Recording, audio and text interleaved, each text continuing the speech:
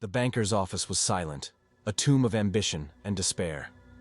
Only the soft, insistent ticking of the stock ticker disturbed the profound quiet, its digital crawl a relentless whisper across his monitor. It was well past midnight, an hour when the world slept, but the numbers never did. He adjusted his glasses, the frames digging into the bridge of his nose. His eyes, bloodshot and weary, stared unblinking at the charts.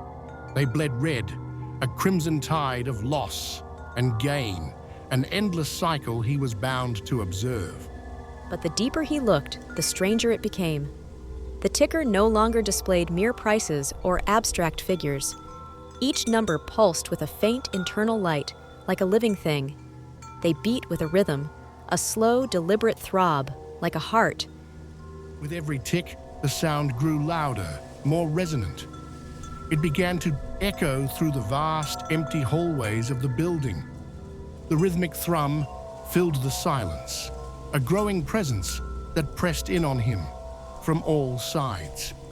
Then a sharp, sudden sound shattered the oppressive rhythm. A chair scraped loudly behind him, a harsh shriek against the polished floor. He spun around, his breath catching in his throat, his heart hammering against his ribs. Nothing. Just empty desks, stretching into the gloom. Scattered papers lay abandoned, silent witnesses to a day-long past. Coffee mugs, still steaming faintly, sat beside keyboards, as if their owners had just stepped away. His colleagues were gone, vanished. It was as if they had never been there at all, leaving only these ghostly imprints of their recent presence. The silence that followed was heavier, more profound than before. The ticker thundered again, a violent tremor that shook the monitors on his desk.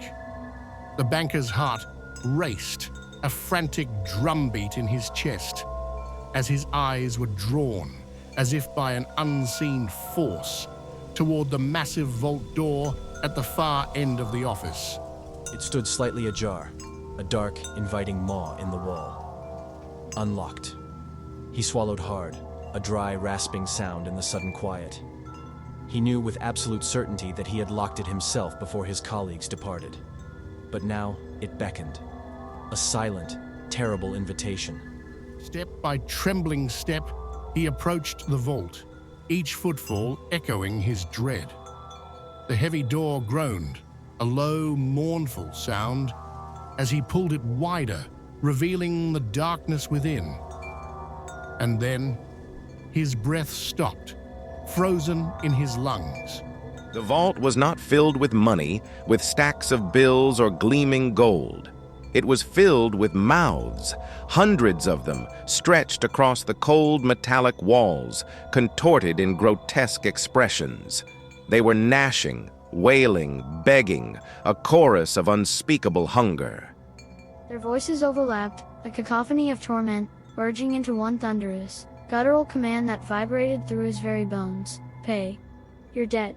The banker staggered back, clutching his ears, trying to block out the horrifying sound. But the vault exerted a terrible pull, drawing him closer, an irresistible force against his will. From the floor, paper bills began to lift, fluttering like frantic, desperate birds. They folded themselves, twisting and contorting, into sharp, grasping claws. They scratched at his expensive suit, tearing at the fabric.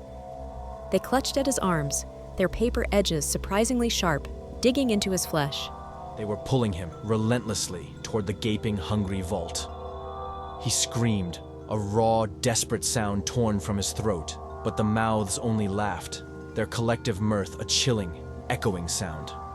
The bills dragged him inside, their paper talons digging deeper.